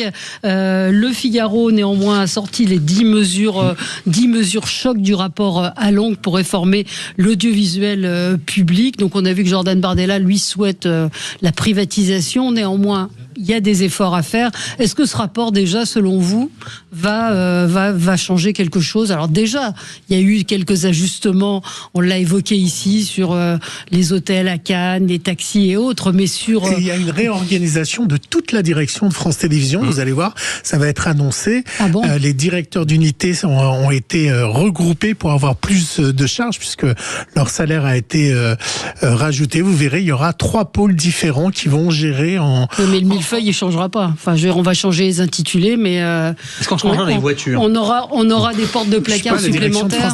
Avec de nouvelles. On aura des portes de placard supplémentaires. Je vous expliquerai ça. Ouais. Ce rapport, vous pensez qu'il va... Moi, je pense d'abord, on avait dit pendant longtemps que les députés RN, UDR, etc., ça servait à rien parce qu'ils n'étaient pas majoritaires, qu'il y avait le Front républicain. Bon, la réalité prouve que quand même, les parlementaires ont réussi à déterrer certains sujets, dont l'audiovisuel public, grâce à Charles Aloncle et à l'UDR en général, avec l'accord du RN, parce que c'est l'argent des Français, voilà, tout simplement. Quand vous avez des directeurs de pôle qui sont tous payés 16 000 € par mois, le Français moyen peut quand même se poser des questions. Quand vous avez, moi ça me dérange pas sur France Inter qui est Monsieur Cohen ou des gens de gauche, ça me dérange pas du tout, même d'extrême gauche, ça me dérange pas du tout. Ils représentent quelque chose dans le pays. On en a parlé avec Mélenchon. Mais ce qui m'interloque, ce qui m'inquiète, c'est qu'il n'y ait pas le pendant RN à France Inter. Où est le chroniqueur de droite? Où est le chroniqueur du camp populaire national assez ce soir, assez politique, assez dans l'air, etc. On peut se poser les questions des maisons de production aussi, parce que je ne vais pas revenir sur tout le rapport d'enquête, mais sur comment l'argent circule et comment des productions privées se font de l'argent de manière parfois disproportionnée sur le dos du contribuable français. Tout ça sont des questions très claires à avoir, de manière sereine, la tête sur les épaules, à froid, mais sont quand même des questions très importantes qui regardent le contenu. Avec la privatisation de France Télévisions, est-ce que ils doivent être punis parce qu'ils n'ont pas invité des gens du RN et donc du coup on coupe tout plutôt d'essayer de mettre plus de pluralité? Est-ce que vous êtes en train d'agréner ces choses-là? Mais est-ce que le fait de tout supprimer, c'est dû à tout ça? C'est pas forcément tout supprimé, c'est d'abord nous, on l'a vu dans les contre-budgets. Marine Le Pen avait commencé sa campagne présidentielle de 2021 sur le pouvoir d'achat, vous avez parfaitement raison, avec 2 idées. Tout le monde avait retenu la privation de l'audiovisuel public puisqu'on touchait aux vaches sacrées, Nagui et compagnie, donc évidemment ça faisait parler de ça. Mais l'autre pendant, c'était la nationalisation des autoroutes. Vous voyez, ces infrastructures que les Français ont payées depuis des générations, qui rapportent de l'argent à l'État, dont les tickets d'autoroute augmentent chaque année à cause de la guerre en Ukraine. J'aimerais bien savoir quel est le rapport entre la guerre en Ukraine et les autoroutes françaises. Et donc, il faut faire des choix politiques. Voilà. Il y a de l'argent, il y en a. Vous avez nommé des gens du RN au moment où vous arrivez. Oui, mais je pense que l'ORTF et ce que le rapport propose, alors je l'ai pas lu à titre personnel, c'est différent. C'est que le président soit nommé effectivement président de la République, c'est revoir sur l'ARCOM, c'est comment est-ce que fonctionne. C'est un peu une vaste hypocrisie parce qu'il l'est déjà pas de fait. Il est déjà de fait, oui. De fait, c'est toujours le président de la République qui a le dernier mot sur le. Oui, bien sûr. Non, le rapport. Lui créer un arsenal pour lutter contre les conflits d'intérêts, internaliser la production des émissions de flux, mutualiser les fonctions support de France Télévisions et Radio France et supprimer de nombreuses chaînes de télévision et de radio et de télévision publique.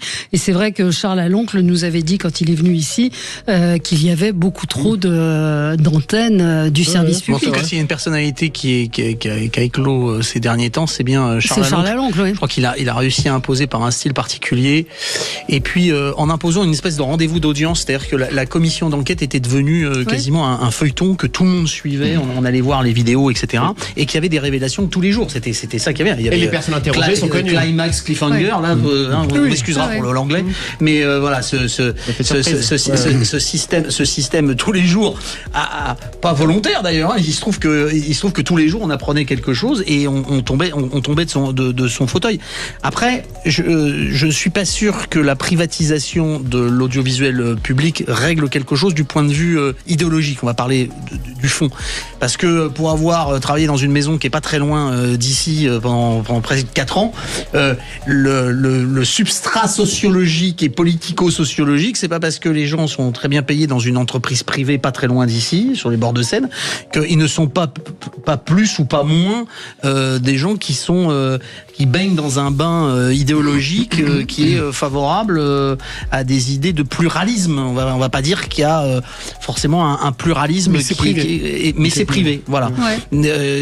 Mais encore une fois, c'est pas parce qu'on va privatiser quelque chose que ça va prendre tout d'un coup toutes les valeurs et que ça va perdre tous les défauts de ce qu'est intrinsèquement une grande partie de l'audiovisuel en France. Alors, vous pourrez réagir et vous pouvez nous appeler, parce que vous aviez été nombreux, quand on a reçu Charles Laloncle, à nous appeler, à nous dire que vous aviez suivi cette commission d'enquête. Moi, j'avais été assez étonné de l'intérêt que ça avait suscité, mais c'est vrai que c'est, comme dit l'autre, avec notre argent que ça se passe. Donc, est-ce que vous pensez que ce rapport c'est un beaucoup pour l'idée, en tout cas, parce que là, pour le coup, ça les a vraiment fait changer les choses. À tout de suite. Sud Radio, le 10h midi, mettez-vous d'accord, Valérie Expert. Allez, on est ensemble avec vous, on parlait du rapport, vous étiez là d'ailleurs quand on a reçu Charles Laloncle. Oui. Moi, ce que je trouve intéressant, c'est que il y a une vraie réflexion en ce moment sur les dépenses publiques.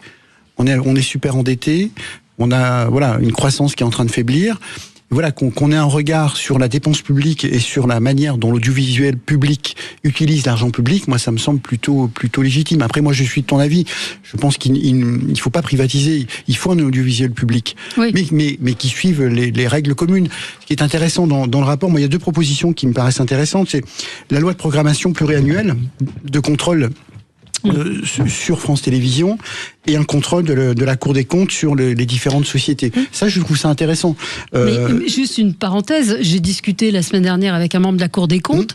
J'ai dit, mais la Cour des comptes a déjà dit beaucoup de choses. Bah oui, mais si le ministre de tutelle ne s'en saisit pas, il se passe rien. Donc ce matin, l'interview dans le Figaro de la ministre de la Culture, elle semble avoir envie de faire progresser, de faire changer les choses.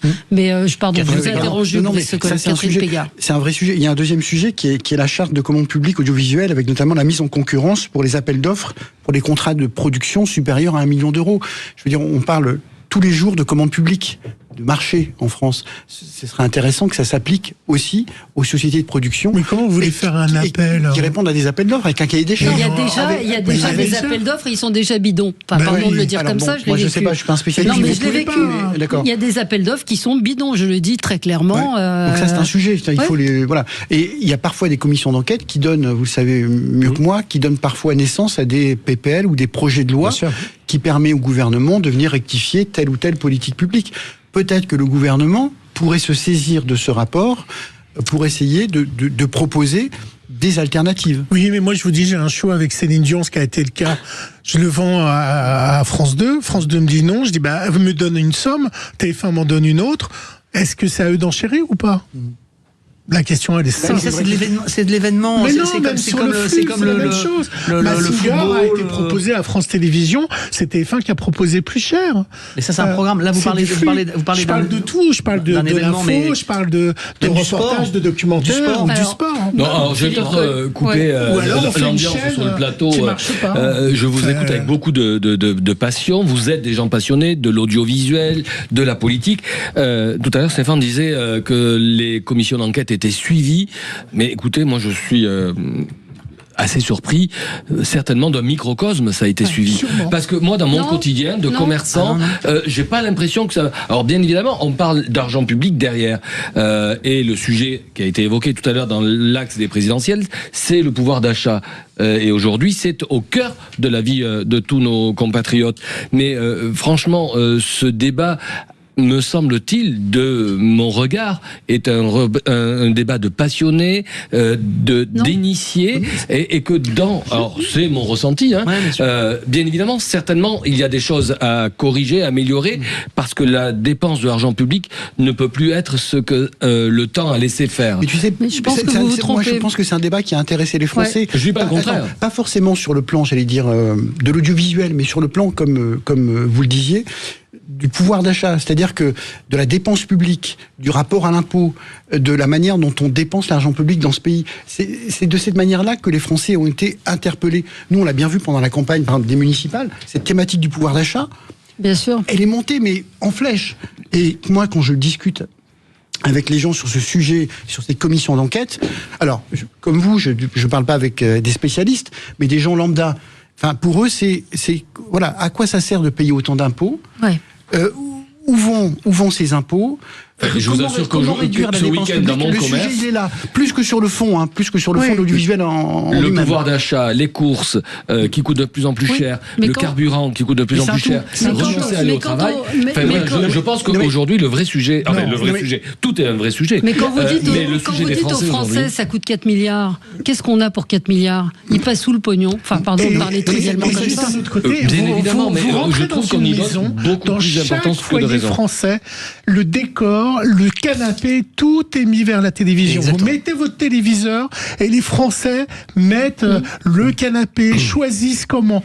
La télévision, c'est 1 million au minimum d'audience quand on est à 20h ou à 20h30. Ça veut dire que ça fait plus qu'une salle, qu'un zénith. Vous vous rendez pas compte de la puissance de la télévision. Quand je suis d'accord avec vous. 2 millions, 3 millions, quand Reichmann fait 5 millions à 13h, il n'y a pas plus puissant en France que la télévision, même par rapport aux réseaux sociaux. Donc c'est important et tout est construit. Alors, je vais faire appel à une autre de vos casquettes. Parce que vous avez parlé avec beaucoup de conviction de ce qui se passe dans votre métier de buraliste, mais vous avez une autre casquette aussi, c'est que vous êtes responsable de la CPME, me semble-t-il, qui est un syndicat qui est très important. Vous imaginez les règles que l'on vous impose dans les entreprises et les règles de marché, parce que les petites et moyennes entreprises ont accès, en plus ça a été renforcé il n'y a pas très longtemps, à des marchés publics et où à des marchés. On va rester sur les marchés publics. Vous imaginez que on vous explique que présente ta candidature à tel marché public, mais de toute façon c'est pas toi qui va gagner, c'est les copains qui vont s'arranger pour que eux ils continuent entre eux à régler leurs affaires. Est-ce que c'est normal que des gens qui passent d'un statut de fonctionnaire, le mec qui s'est occupé de vos impôts, il bosse chez votre concurrent la semaine suivante? Non, mais vous trouvez avez raison. Vous trouvez ça normal? Je dis pas qu'il ne fallait pas cette commission. Oui. Je relativise l'importance, il me semble-t-il, qu'il y a aujourd'hui sur le plateau entre des communicants que vous êtes, des gens initiés à la vie politique et le citoyen au quotidien. Je ne dénonce pas la commission d'enquête qui met au grand jour certainement une dérive de l'argent public et de son utilisation. Brice le rappelait, c'est le pouvoir d'achat qui est au centre de toutes les préoccupations et débats.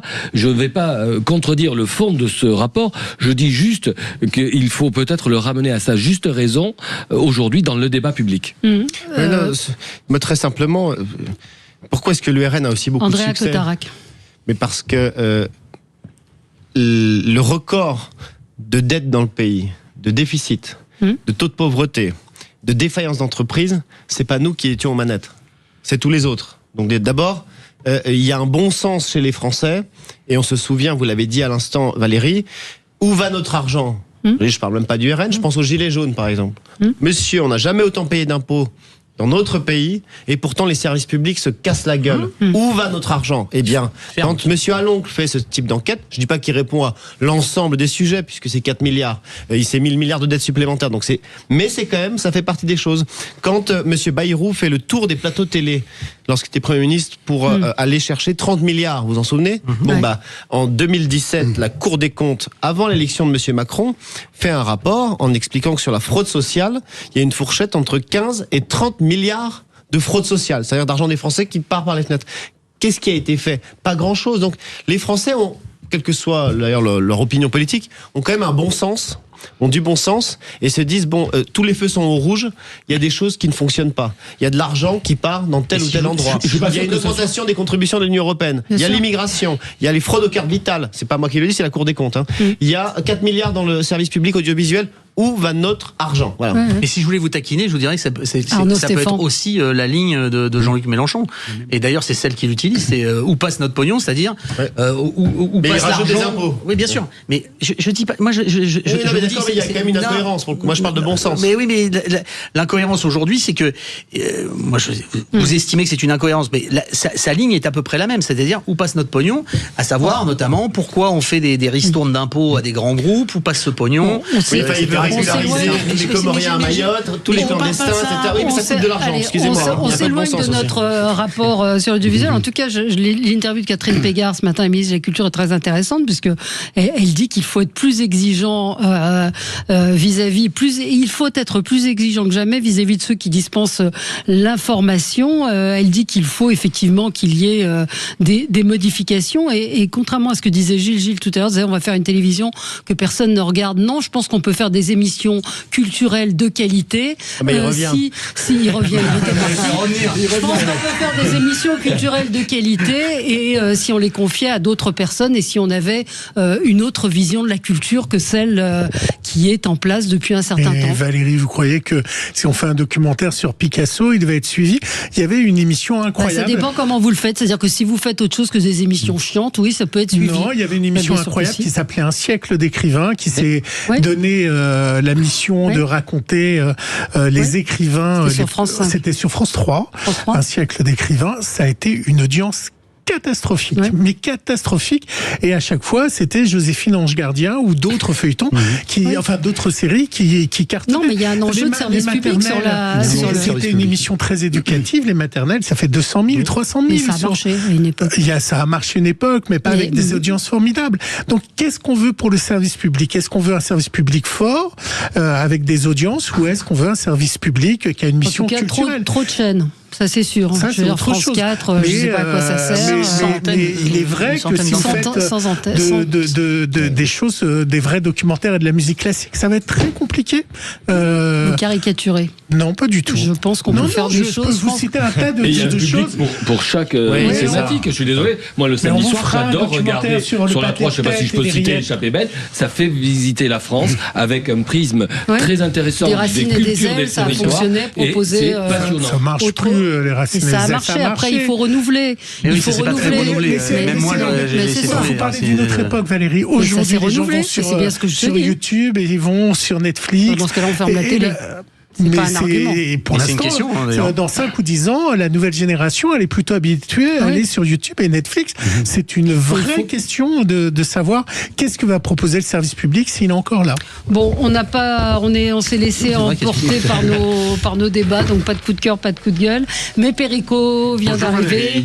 On a parlé des fromages. Est-ce que vous remarquez, peut-être que les gens qui vous invitent à dîner propose un plateau de fromage. On a un débat avec Patrick Roger. Moi, je trouve que le plateau de fromage est en voie de disparition. Déjeuner à l'hôtel Matignon en présence d'Édouard Philippe et je prends la parole en demandant, en me plaignant du fait qu'il n'y ait pas un plateau de fromage dans les dîners de la République. Il a été évacué complètement. Le symbole de la gastronomie française et de notre agriculture n'est pas au dîner de la République. J'ai dit que c'était une trahison. Oui, il paraît qu'il a Brice confirme. On passe du plat au dessert. Vous savez pourquoi? Parce que comme les cuisiniers font pas les fromages, ça les intéresse pas, parce qu'ils sont pas les auteurs. C'est pas des consignes qui sont données. C'était Sarkozy pour économiser du temps, puis ça fait grossir le fromage. Ça veut dire que si on mangeait que du fromage au lait cru, la République serait bien cet état. Oui, mais surtout qu'ils ont besoin parce qu'il y a une offensive des pouvoirs publics sur les services vétérinaires qui persécutent les producteurs de lait cru. J'en ferai une émission. Rapidement. Alors, l'État est-il lâche ou incompétent dans le traitement des rave-parties qui nous pourrissent la vie depuis des années? Voilà. Donc là, est-ce qu'il va falloir légiférer? Il y a des pays où ça se passe très bien parce qu'il y a une législation qui fait peur aux gens qui veulent pas respecter la loi. Nous pouvons manquer de pétrole, ça nous le savons, mais nous allons certainement manquer d'eau si nous ne prenons pas le taureau par les cornes, excusez-moi. Voilà. J'en discuterai avec Luce Messard, un ancien syndicaliste. Et puis, la Sainte Russie est gouvernée par un démon. Pour autant, est-ce que nous continuons à aimer la Russie malgré Poutine? Je vais recevoir Vladimir Fedorovski qui va nous parler de Yakovlev, qui fut le diable boiteux qui a permis la perestroïka. Voilà, on regrette cette époque où la Russie inspirait de l'espoir. Voilà. Mais on vous retrouve dans un instant, Perico. Merci à tous les 4 pour ce débat passionnant, à tous les 5 avec Gilles. Merci à vous. Bonne journée sur Sud Radio.